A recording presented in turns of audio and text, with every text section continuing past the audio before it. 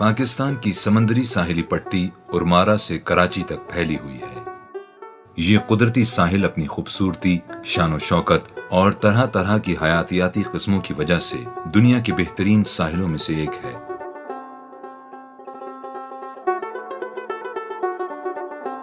कुदरती तौर पर हसीन, तवील साहिल और समंदरी हयात से मालामाल माहौल ने इसे सयाहों, माहौलियाती मुहाफिजों और मछेरों के लिए जन्नत बना दिया है। इस खित्ते को अल्लाह ताला ने बहुत नेमतों से नवाजा है, जिसमें समुंदर सबसे बड़ी दौलत है। कराची में कुदरत अगर आप तलाश करें तो समंदर ही हमारा रिश्ता है कुदरत के साथ। आप एक मास्क पहन के जाके मनाजिर देखें, अल्लाह ने समंदर के नीचे क्या बनाया है। एक अलग दुनिया है, it is paradise under water. लेकिन हर कोई पाकिस्तान के समंदर की कदर नहीं करता।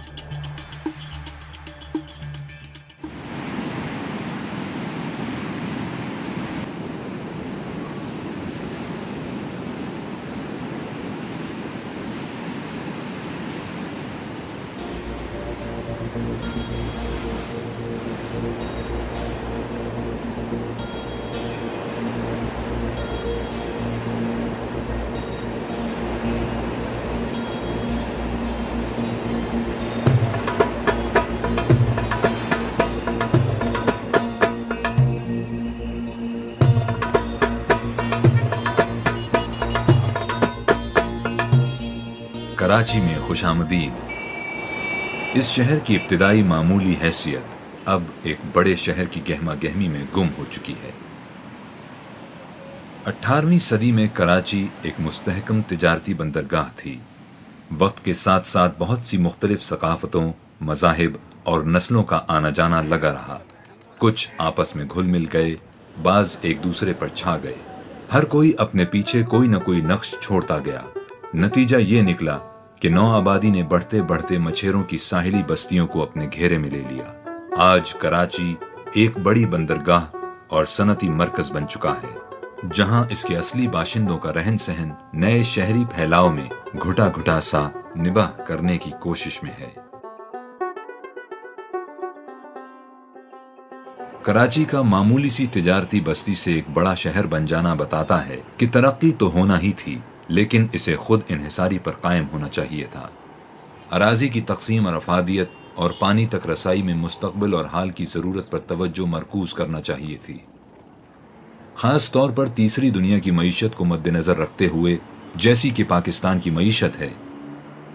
यहाँ बदउनवानी, बेढंगी मनसूबाबंदी और टैक्स का वाही तबाही निज़ाम बावर करा देते हैं कि यहाँ के शहरी ऐसे माहौल में खूब पनपते मुनाफाखोरों के रहमो करम पर हैं।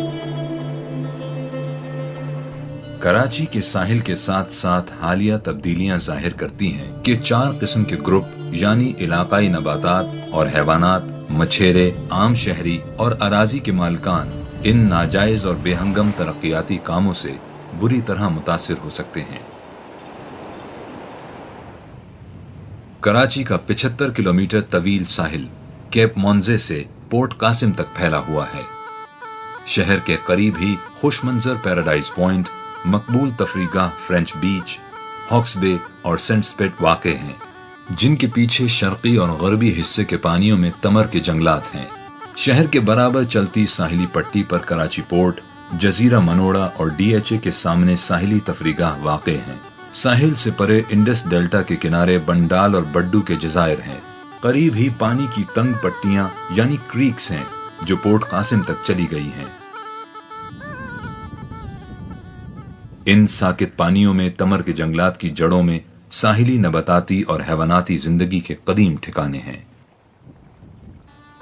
एविसिना मैरीन तमर के जंगलात मछलियों, सख्त खाल वाले बहरी जानदारों और हिजरत करके आने वाले परिंदों की अफजाइशगाह हैं, बल्कि तमर के जंगलात समंदरी तूफानों के सामने फसील भी बनते हैं। मैंग्रोव की जड़ें कीचड़ में इस तरह फैली हुई हैं जैसा लोहे का काम करती हैं। खुदा ना खास पानी की प्रेशर बढ़ती है, तूफान आता है या सैलाब किस्म का कोई भी प्रेशर होता है, तो उससे जो है ना ज़मीन फटती नहीं है बल्कि उसको घेर के रखता है। बल्कि हमने तो ये मिसाल दिया कि मैंग्रोव जो है वो खामोश सिपाही हैं जो हमारे तूफ़ानों में और इसमें जो है ना हमारी दिफा करते हैं। لیکن یہ بہت بڑی ساحلی مرطوب زمین اب سکیڑ دی گئی ہے۔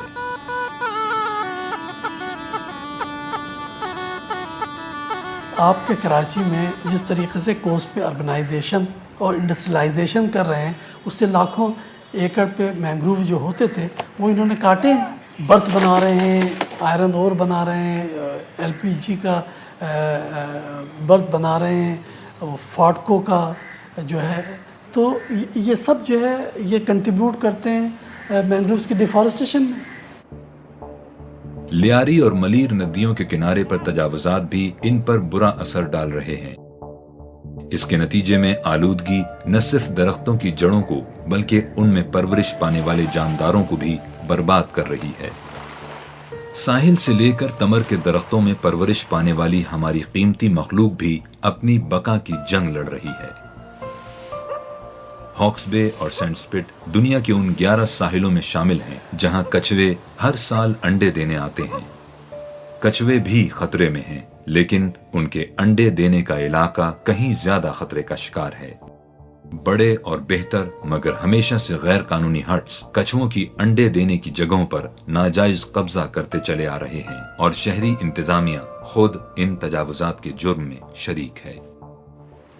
رات کے وقت کچھوے، معصوم کچھوے کی جو مادہ ہے وہ آتی ہے ساحل پر انڈے دینے کے لیے، اور اگر اس ساحل کو آپ بالکل لائٹ جلائیں گے یا وہاں شور کریں گے تو کچھوے نہیں انڈے دیں گے۔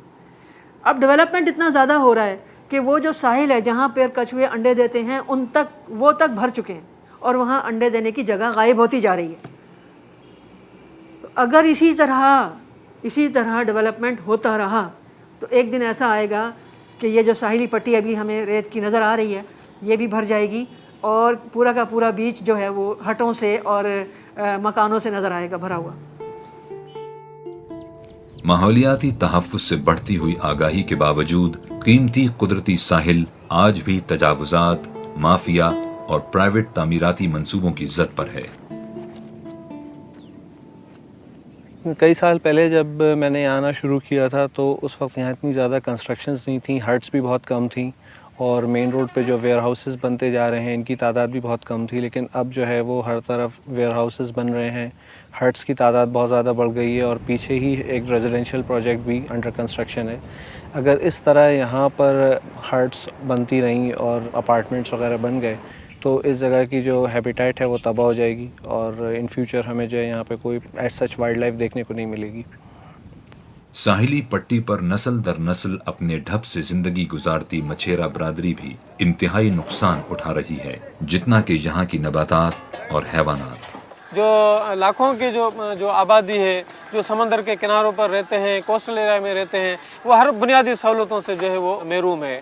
ان کو نہ پینے کا پانی میسر ہے، نہ ان کو صحت کی سہولت میسر ہے، بلکہ ہم یہ کہیں کہ وہ جو بنیادی انسانی حقوق ہیں ان سے جو ہے یہ محروم لوگ ہیں، مارجنائز لوگ ہیں، جو حکومت کی طرف سے نظر انداز کیے ہوئے لوگ ہیں۔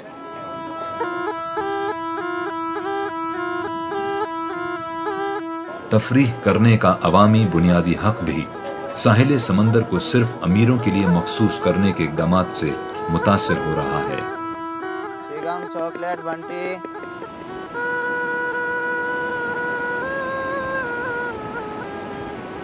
برسہ برس سے بیشتر ساحلی اراضی کے جائز مالکان کو اہمیت نہیں دی گئی۔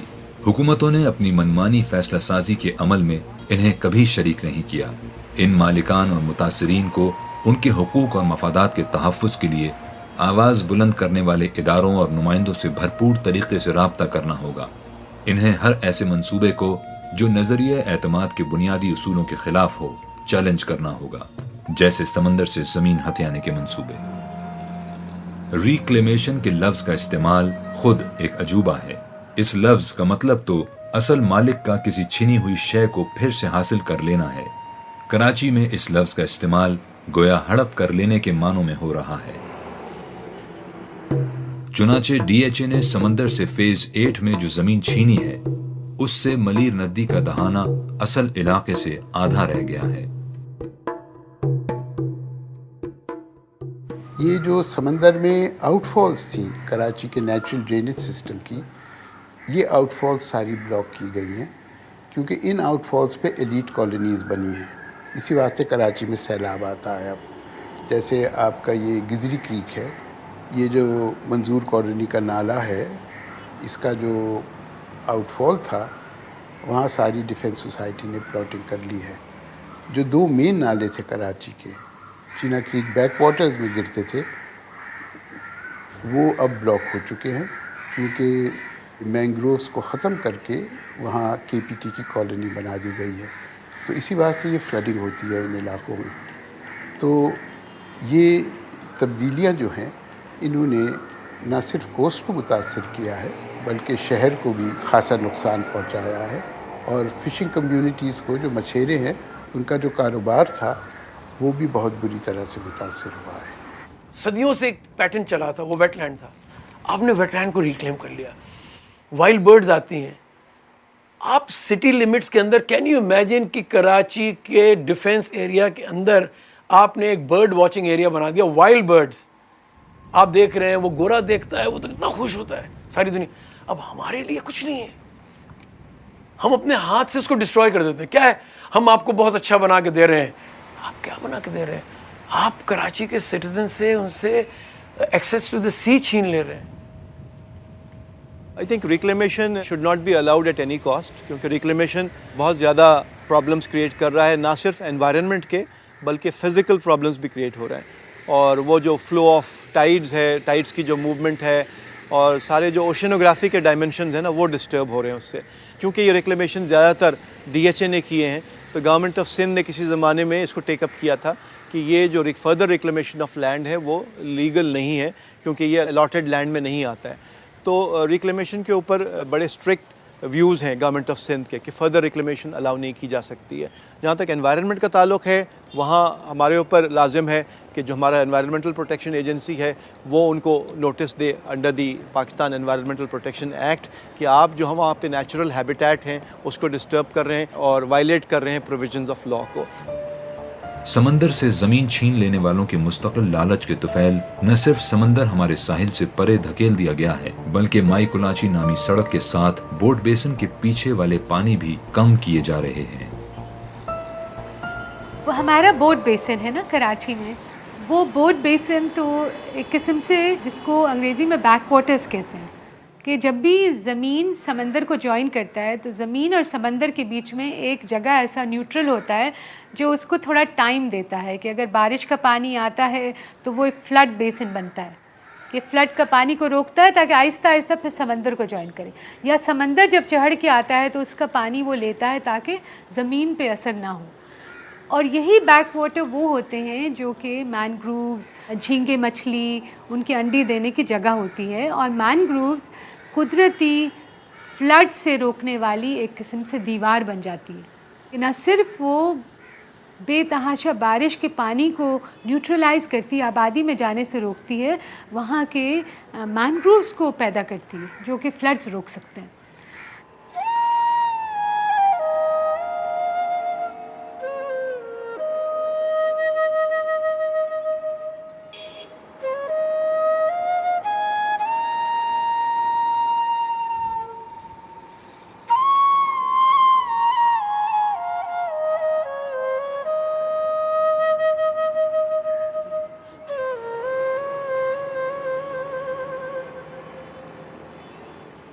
छः 7 साल पहले कराची पोर्ट ट्रस्ट ने एक बाईपास बनाया जिसका नाम है माई कुलाची बाईपास। जब बनाते वक्त उन्होंने कोई ख्याल नहीं किया कि ये बोट बेसिन की अहमियत क्या है, यहाँ कौन सा चैनल आ रहा है। 2 चैनल आ रहे हैं, सोल्जर बाज़ार drain, city railway station drain, जो पूरे पुराने शहर का गटर, इंडस्ट्रियल वेस्ट सब लेके उस पॉइंट पे आता है। वो जो पानी ला रहा है वो तो पीछे से ला रहा है, तो वहाँ पर जो रोड क्रॉस किया, जैसे ये नाला आ रहा है क्रॉस कर रहा है, इस क्रॉसिंग में जहाँ पर वो 65 फीट वाइड पहले थी तो उसको आधा बना दिया गया, आधा कर दिया गया, और उसकी बेस को भी कम कर दिया गया, जिसकी वजह से ये पूरा पीछे का तो इलाका गया ख़त्म, पूरा मैनग्रोव सब कुछ ख़त्म। और यहाँ पर KPT ज़मीन हथिया रही है, बैक वाटर्स को ख़त्म कर रही है। तो इसका मतलब कि वो बोट बेसिन का बैक वाटर की भी अहमियत नहीं है, कुछ भी नहीं है। हर जगह इंसान रहे, हर जगह सिर्फ पैसे बनाए। یہ تبدیلیاں امیر طبقے کو مزید فائدہ دیں گی. مرات یافتہ طبقے کراچی کے چہرے کی اس بدنما خوشنمائی سے عالمی معیار کا شہر بن جانے پر جشن تو منا سکتے ہیں، مگر ان تبدیلیوں کی وجہ سے آنے والی تباہی بہرحال ان میں اور عوام میں کوئی فرق نہیں کرے گی. اگر کراچی کے گندے نالوں اور برساتی پانی کی نکاسی کے سسٹم پر تجاوزات بنتی رہیں تو غریب اور امیر دونوں طبقے سخت نقصان اٹھائیں گے. تو حل یہ کہ ایک زمین کو ہتھیانے کا عمل روکیں، اس کو واپس بیک واٹرز کو ریکلیم کریں ان اٹس اون پوزیشن، اور مائی کلاچی بائی پاس پہ جہاں یہ 2 ڈرینز آ کے ملتے ہیں وہاں پر ایک فلائی اوور بنائیں. ایک فلائی اوور مچھی کے لیے، مینگرووز کے لیے ہونا چاہیے.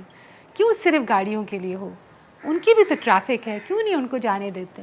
مار دیا ان کو، ختم ہی کر دیا.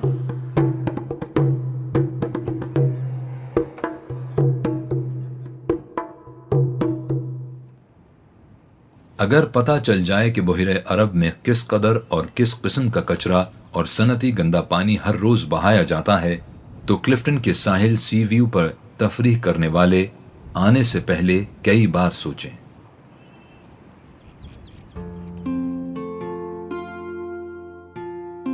کراچی شہر کو روزانہ 665 ملین گیلن صاف پانی ملتا ہے، جس میں سے 520 ملین گیلن پانی گھریلو صارفین کو اور 145 ملین گیلن پانی صنعتوں کو مہیا کیا جاتا ہے. 20% پانی استعمال میں آتا ہے، بقیہ 80% گندے پانی میں تبدیل ہو جاتا ہے. وہ 3 فلٹر پلانٹ جو سمندر میں پھینکے جانے سے پہلے گندے پانی کو فلٹر کرنے کے لیے لگائے گئے ہیں، ناقص یا ناپید کنیکشنوں کی وجہ سے پورے طور پر کام نہیں کر رہے. کراچی کے گندے نالوں کا 20% گندا پانی بمشکل ان تک پہنچ پاتا ہے، بقایا قدرتی نالوں کے ذریعے سمندر برد ہو جاتا ہے. صنعتی مشینوں سے برآمد ہونے والا زہریلا مواد بھی لاپرواہی سے ٹھکانے لگایا جاتا ہے. چمڑا صاف کرنے والے کارخانوں کے لیے ایک ٹریٹمنٹ پلانٹ نیدرلینڈ کی حکومت کی مدد سے لگایا گیا تھا، لیکن اس کی عملی کامیابی بھی سوالیہ نشان ہے. اس پولیوشن کی وجہ سے جو سیوریج آ رہا ہے، انڈسٹریل پولیوشن یا یہ سائٹ ایریا سے جو پولیوشن آ رہا ہے، اس میں لیتھل کیمیکلز شامل ہیں اور اس میں ہیوی میٹلز شامل ہیں جو کہ میرین لائف کے لیے بہت نقصان دہ ہیں. 30 سال پہلے کی بات میں بتا رہی ہوں آپ کو کہ اس ساحل پر، پورے کراچی کے ساحل پر پانی بہت صاف ہوتا تھا، اس لیے کہ پولیوشن بہت کم تھا، انڈسٹریز بہت کم تھی، اور جو سیوریج جاتا تھا وہ اتنا زیادہ جاتا نہیں تھا جتنا کہ اب جاتا ہے. اور اب اتنا زیادہ تعداد میں ایک تو جاتا ہے، دوسرا کہ ان ٹریٹڈ ہے، ڈائریکٹلی اس کو پانی میں ڈال دیتے ہیں، سمندر میں اس کو بہا دیتے ہیں، جس سے کہ میرین لائف تباہ ہو رہی ہے. اور کبھی کبھی تو مردہ آپ کو نمونے ملیں گے، مردہ لائف ملے گی وہاں پر، جس سے معلوم ہو جاتا ہے کہ یہ واقعی یہ پولیوشن کی وجہ سے، انڈسٹریل پولیوشن کی وجہ سے ہی مرے ہیں جانور. لانڈھی کی بھینس کالونی شہری انتظامیہ کی سنگدلی کی زندہ مثال ہے. 4 لاکھ گائے بھینسوں کے 1500 فارمز کسی ایک جگہ پر دودھ دینے والے جانوروں کی دنیا بھر میں سب سے بڑی جگہ ہے. یہاں سے 8 لاکھ گیلن کھاد نالوں کے ذریعے سمندر میں ڈال دی جاتی ہے. اس کا کچھ حصہ پھیلا کر سکھا لیا جاتا ہے، جس کی وجہ سے اوزون گھٹاتی میتھین فضا میں شامل ہو رہی ہے. یہ مواد ارد گرد کی سمندری حیات کو ختم کرنے کا باعث بن رہا ہے. لیاری ریور اور ملی ریور کی وجہ سے جو سمندر میں جو پولوشن آ رہا ہے، آپ دیکھتے ہوں گے وہاں پہ انلیگل نیٹ جو یوز ہوتا ہے، کترا نیٹ، جو لوگ بھی انلیگل نیٹ استعمال کرتے ہیں وہ وہاں سے چھوٹی چھوٹی مچھلیاں پکڑ لیتے ہیں، اور ان چھوٹی چھوٹی مچھلیوں کو جو کہ لوگوں کی عام خوراک کا حصہ نہیں بنتی، بلکہ وہ جو ہیں مرغیوں کے پولٹری فارم میں ایز اے فوڈ کے طور پہ یوز ہوتی ہیں تاکہ ان کی جلد گروتھ ہو سکے. جب وہ مرغیاں کھا لیتی ہیں تو تمام پولوشن جو کہ ان فشز میں ہوتا ہے وہ ٹرانسفر مرغیوں کے مسلس میں ہو جاتا ہے، اور وہی مرغیاں پھر ہم اپنے استعمال میں لے کے آتے ہیں، جس کی وجہ سے وہ ہمیں مختلف پریشانیوں کا سامنا کرنا پڑتا ہے. 2 جو بڑے ندی ہیں نا، ملیر اور لیاری، ان کے دونوں طرف باکس ٹرنکس ڈالنے کی ضرورت ہے، دونوں بینکس میں.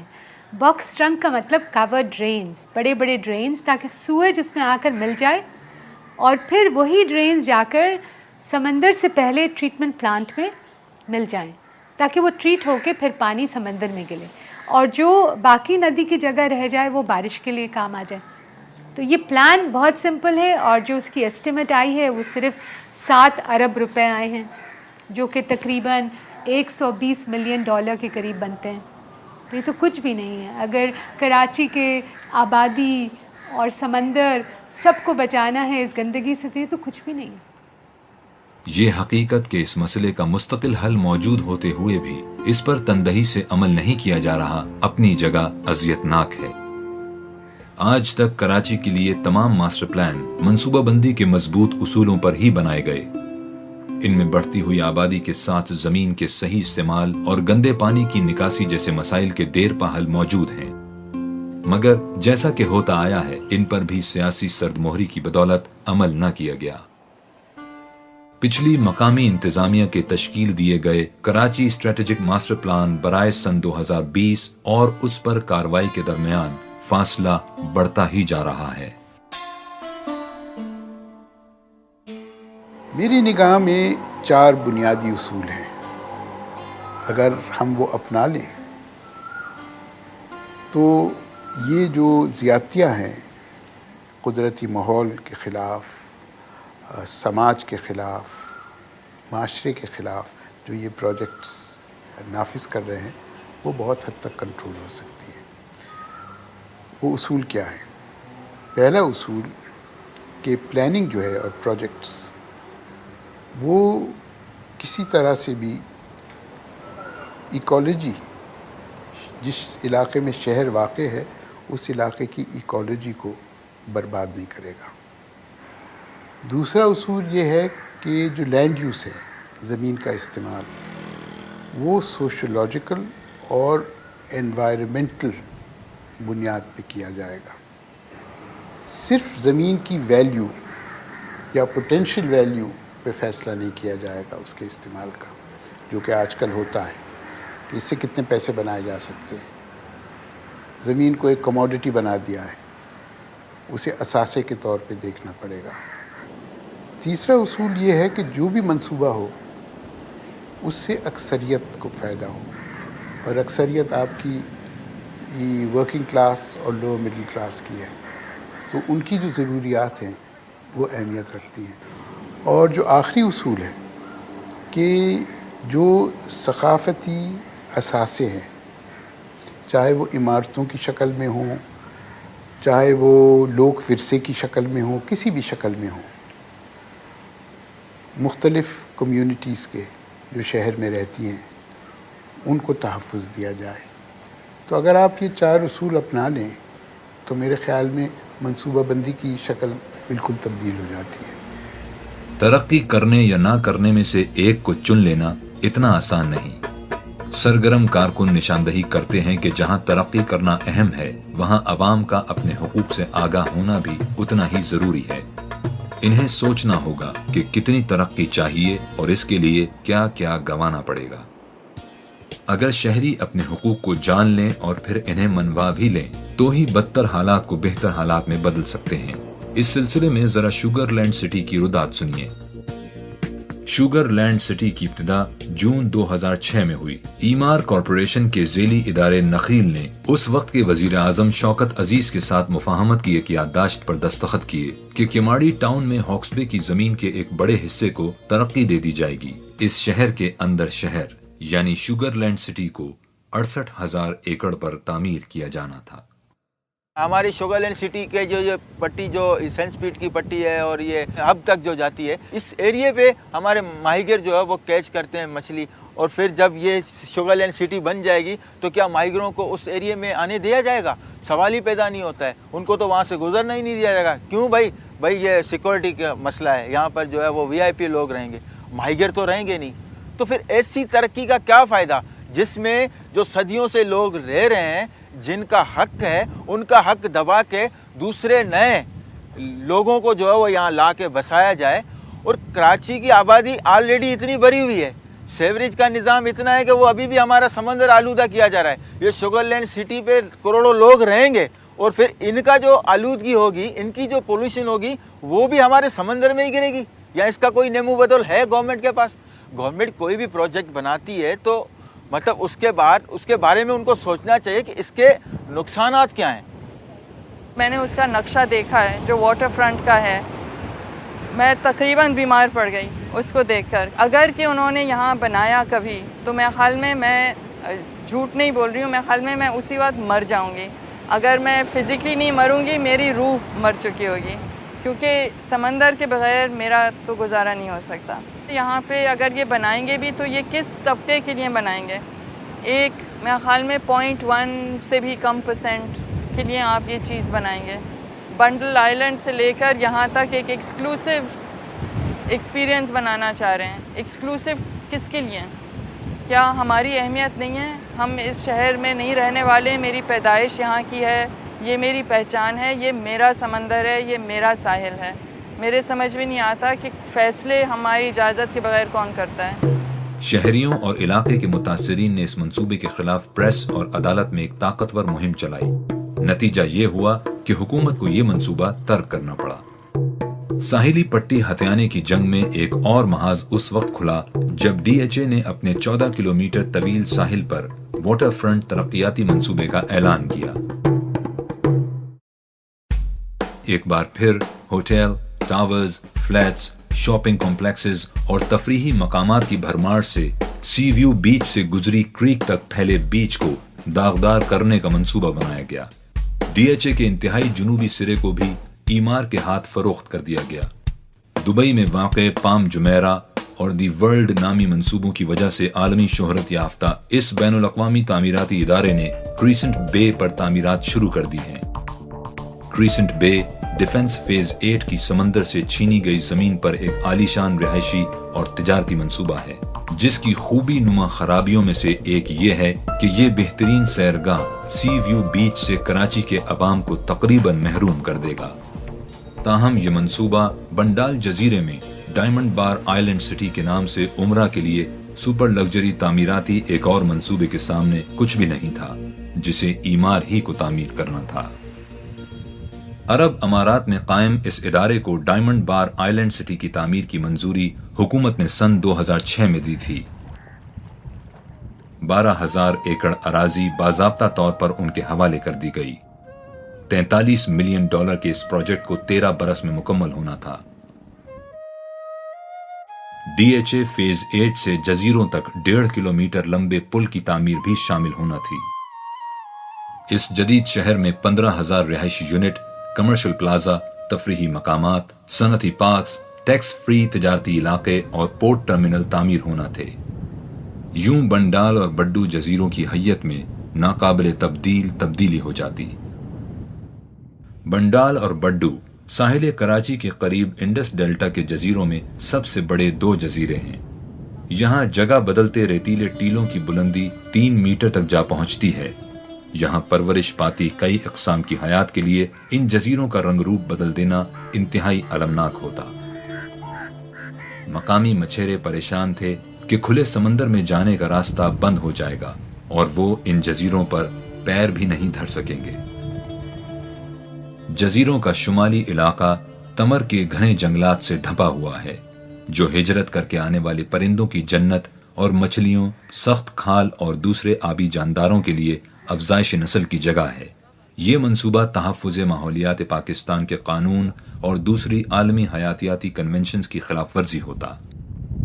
عالمی تحفظاتی یونین بھی ان جزیروں کو اہم اور ترجیحی علاقے قرار دے چکی ہے.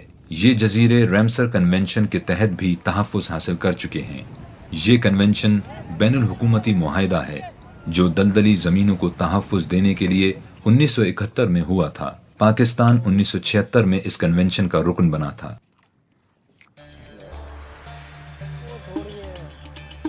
مینگرووز یعنی تمر کے جنگلات کی تباہی نہ صرف نباتات اور حیوانات کا خاتمہ کر دے گی بلکہ علاقے کو سونامی اور سمندری طوفانوں کی زد میں بھی لے آئے گی. کراچی کا جو ساحل ہے اس پہ ہمیشہ سائیکلون آتے ہیں. سائیکلونز 40s میں بھی آئے، 30s میں بھی آئے اور کافی انہوں نے تباہی مچائی. مگر جو سب سے بڑا سائیکلون یہاں آیا تھا وہ 1906 میں آیا تھا، جس کے نتیجے میں پانی جو ہے سمندر کا وہ منوڑا بریک واٹرز کے اوپر سے گزر کے سینسکٹ رچ پہ اوپر سے گزر کے شہر کے اندر داخل ہو گیا تھا. 110 میل فی گھنٹے کی رفتار سے ہوائیں چلی اور اس کی تفصیلات سب موجود ہیں سندھ کے گیزیٹیا میں. چھتیں اڑ گئیں مکانوں کی، درخت جڑوں سے اکھڑ گئے، اور پرانا شہر سارا جو کہ اونچائی پہ ہے مقابلتاً باقی شہر کے، وہ بھی سارا پانی سے بھر گیا تھا. اور یہ سائیکلون پھر آ سکتا ہے. اور یہی جو آپ کی مینگروو سوامپس ہیں، یہی جو آپ کے فلیٹس ہیں، یہی ہیں جو سائیکلون سے آپ کو بچائیں گے کچھ حد تک. پوری طرح تو خیر نہیں بچا سکتے. ذرا سوچیں کہ اگلے 15 برس میں کراچی کا کیا حال ہوگا جب اس کی آبادی مزید بڑھ چکی ہوگی. ہم سمندر کی زمین چراتے رہیں گے، اور کیا اس پر سمندر خاموش تماشائی بنا رہے گا؟ کیا ہم سمندر کی حرکت کو محدود کرتے رہیں گے اور اس کے پانیوں میں زہر ملاتے رہیں گے؟ سائنسدانوں کے مطابق کراچی جنوبی ایشیا کے ان 20 بڑے شہروں میں شامل ہے جہاں سطح سمندر کے بلند ہونے کا براہ راست خطرہ موجود ہے. کیا ہوگا جب سمندر بپھر کر ہم پر چڑھ آئے گا؟ موجودہ معاشی عدم استحکام نے چند متنازع منصوبوں کو روک تو دیا ہے، لیکن زر فطرت کی طرح خلا کو پسند نہیں کرتا. موقع ملتے ہی زر، زمین اور منافع کا لالچ پھر سر اٹھا لے گا. ضرورت اس امر کی ہے کہ کراچی کے عوام، نمائندے اور ادارے اپنی کمزوریوں کو جانیں اور اپنی طاقت کا تحفظ کریں. انہیں اپنے حقوق کی خاطر متحد ہو کر کام کرنا ہوگا تاکہ ساحل سمندر جیسے عوامی مقامات کو پاک رکھا جا سکے.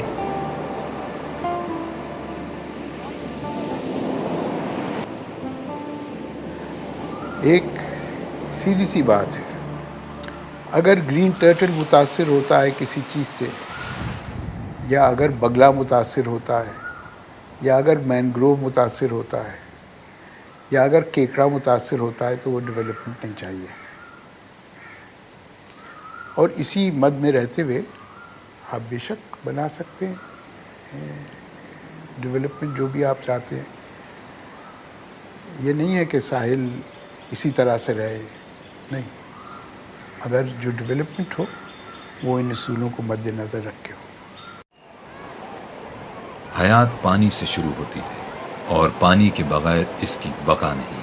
پانی ندی کا ہو یا دریا کا، جھیل کا ہو یا سمندر کا، نسل انسان اس قدرتی قیمتی نعمت کے ساتھ اچھے برتاؤ ہی سے اپنا وجود برقرار رکھ سکتی ہے.